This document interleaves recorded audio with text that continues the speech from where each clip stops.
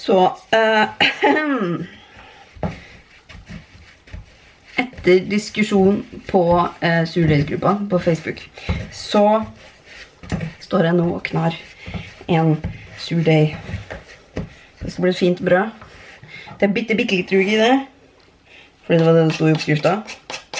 Og masse hvetemel.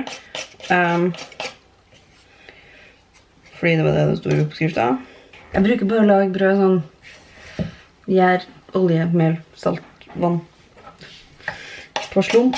Denne gangen så prøver jeg liksom å gjøre det ordentlig da, siden det skulle være så mye per så mye starter liksom. Så her deig, den ser helt ut som en vanlig brøddeig. Ser helt ut som en vanlig liten pizzadeig som jeg har blandet sammen akkurat litt for dårlig. Men jeg får leve med det da. Nå står det i oppskriften at jeg først skal la den hvile en stund. Og så skal den knase ut, og så skal den heve, og så skal den heve litt til, før jeg får lov til å steke den. Og jeg har sånn jeg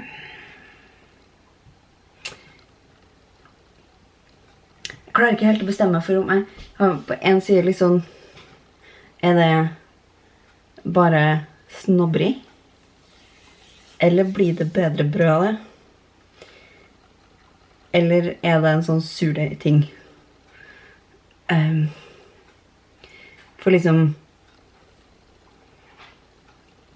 med gjærbakst, når jeg baker boller eller brød av gjær, så lar jeg det heve en gang, og så lar jeg det bare så vidt etterheve, og så steker vi det, og så blir det som regel godt.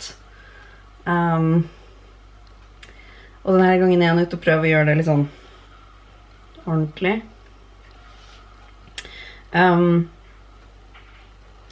Så ja, det jeg gjorde da, det var, jeg kom ned til frokost igjen i dag, og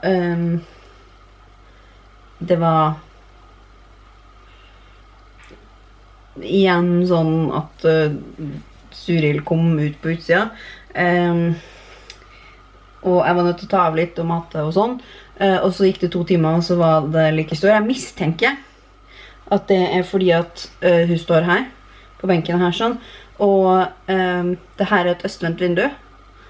Så om morgenen så kommer sola inn her, og så har hun stått akkurat der hvor sola kommer inn,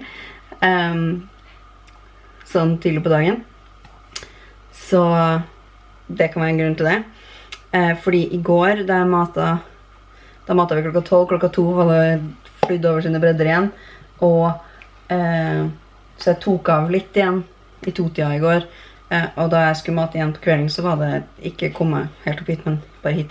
Men det betyr jo at hun har potensialet til å heve til dobbelt størrelse på ganske kort tid da. Så guttungen driver og gir henne klem.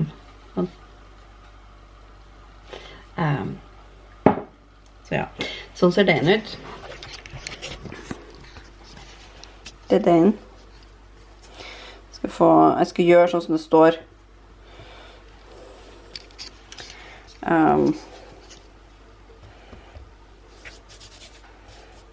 Jeg skal gjøre sånn som det står. Jeg skal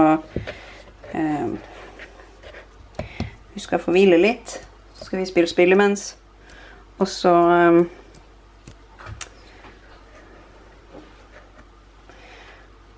skal jeg kna og sette heving. Og så er det en manøver som heter strekk og brett, som tydeligvis skal foregå på et eller annet tidspunkt inne der. Jeg er litt usikker på hva det går ut på, sånn egentlig. Vi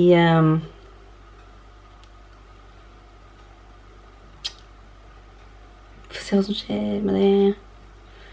Skal vi bli forferdelig elastisk deig og tralala.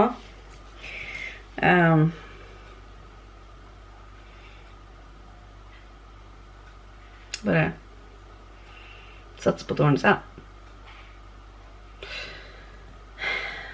Er vi klare til å spille spill? Snart. Ok. Greit. Bra timing. Ok. Så den deigen her har stått over natta. Og det har hevet ganske mye. Den var cirka halvparten så stor, kanskje. Jeg tror jeg har funnet ut hva. Forstyrrer jeg deg, mamma? Litt. Ok, jeg tar denne. Det jeg legger merke til at jeg kanskje trenger en tettere det støvsuges. Ok. Støvsuging er en bra ting. Jeg trenger noe tettere å legge over enn et kjøkkenhåndkle når den hever, fordi den har fått litt sånn skorpe på en måte. Og det er jo jeg er litt usikker på hva jeg skal gjøre med den, om jeg skal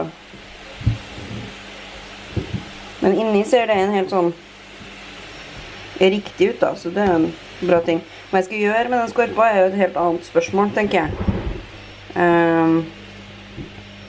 Men ifølge oppskriften så skal jeg nå gjøre det som heter strekk og brett, som ingen kan forklare meg hvordan faktisk gjøres. Men det står arbeid forsiktig med deigen, som vel betyr at man ikke skal jobbe, at man ikke skal holde på så mye med den.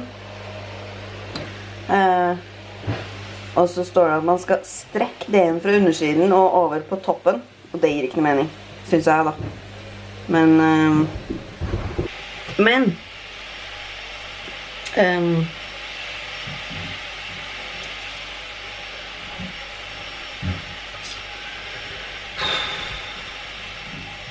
huden min tåler ikke dette livet. Samme. Jeg skal lage brødene, og den skal stå på et stekebrett som et brød. Jeg tenkte bare jeg skulle lage et rundt brød, liksom. Som vi da blir nødt til å skjære litt sånn kreativt av, men det blir gøy.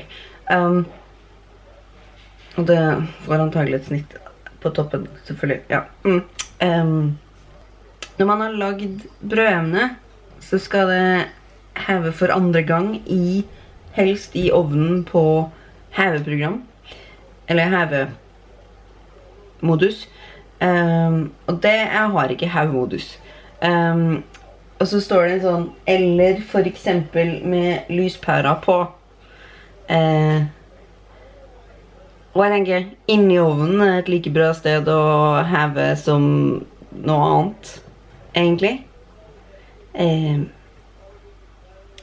Så ja, hva har jeg lært så langt? Jeg har lært at når du skal heve over natta, så bør du ha noe tett.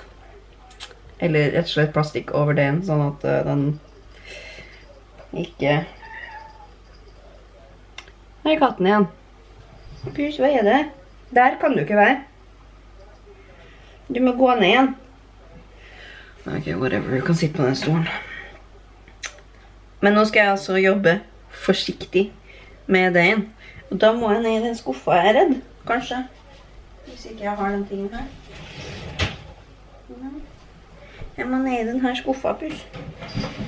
Da kan ikke du sitte der. Stakkars Pus. Gå, Masper Kristian. Han blir sikkert glad. Jeg skal bruke en sånn en til å få deigen ut av bollen med. Og så må jeg strø bordet mitt med mer mel. Så får vi være forsiktige. I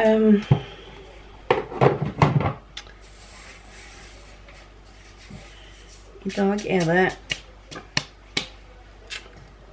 er det påskeaften. Og jeg og mannfolket skulle egentlig vært i London. Vi skulle ha dratt på onsdag, og vi skulle ha sett musikaler torsdag og fredag. Men nå, for det første så er West End stengt. Så det men for det andre så har Norge stengt grensene sine. Det høres. Ja, jeg spiser deig. Den ting. Den eneste måten å finne ut om den er usmak i den på, er å smake på den.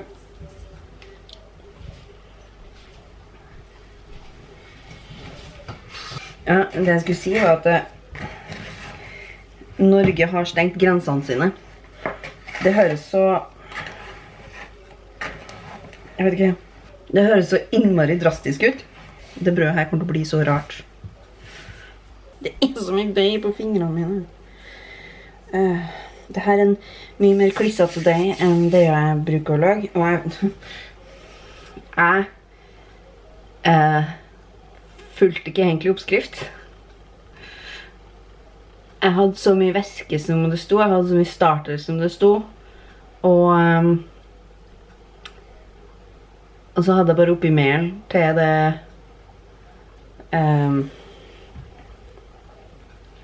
det føltes riktig. Så hvis det her blir en fiasko, så må jeg vel kanskje følge oppskriften bedre neste gang. Men liksom, det har hevet. Og det er jo viktig. Nå skal jeg finne et stekebrett og legge det på. Først skal jeg bli kvitt all deigen, og så skal jeg ta det brødet. Brød først. Skrevling etterpå. Nå ble det jo nesten stille her. Jeg hører nettbrettet til guttungen i stua. Bortsett fra det, så... Hvorfor er det så himla mye rot her i dag?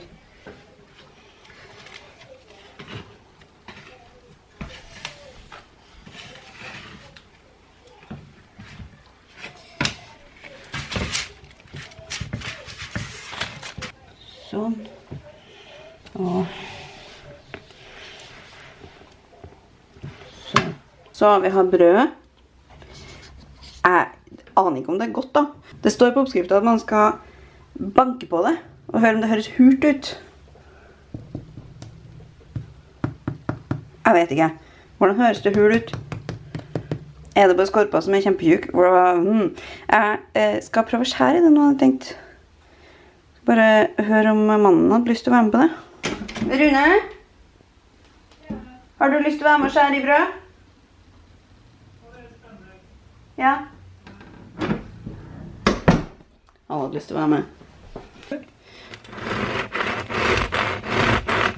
Ja, det var det. Det var rart å skjære. Skorpa på undersiden var skikkelig hard. Så det er jo... Så. Veldig. Det ser ut som brød. Det har ikke sånn svære hull i, sånn som den som liksom er målet når man lager surdeig. Men, okay. Men er det målet altså? Ja, det er visst et mål i seg selv. Skal vi skjære en skive, smør på smør, og smake på det? Ja, la oss gjøre det. Ja, fin smør. Kristian! Da er brødet ferdigstekt. Har du lyst til å prøve en ny kilo der?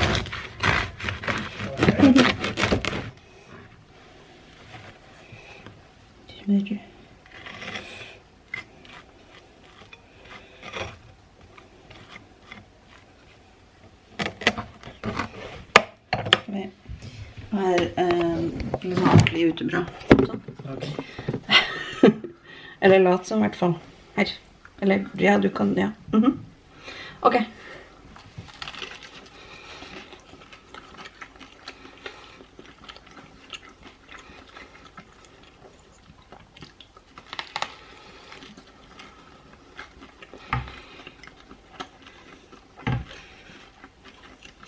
Hva er det? Det er brød. Ja, det er bra. Det er hjemmebakt brød, så det er liksom bedre enn gjennomsnittlig kjøpebrød. Ja, men det har litt sånn pussig ettersmak. Jeg tror det er den surdeigsmaken. Ja, ok. Men det har altså ikke hevet fullt så mye som... Vi hadde håpet. Eller som liksom er idealet. Er det ikke noe om at første gang suger? Jeg mener jeg har hørt noe om det i en film eller noe.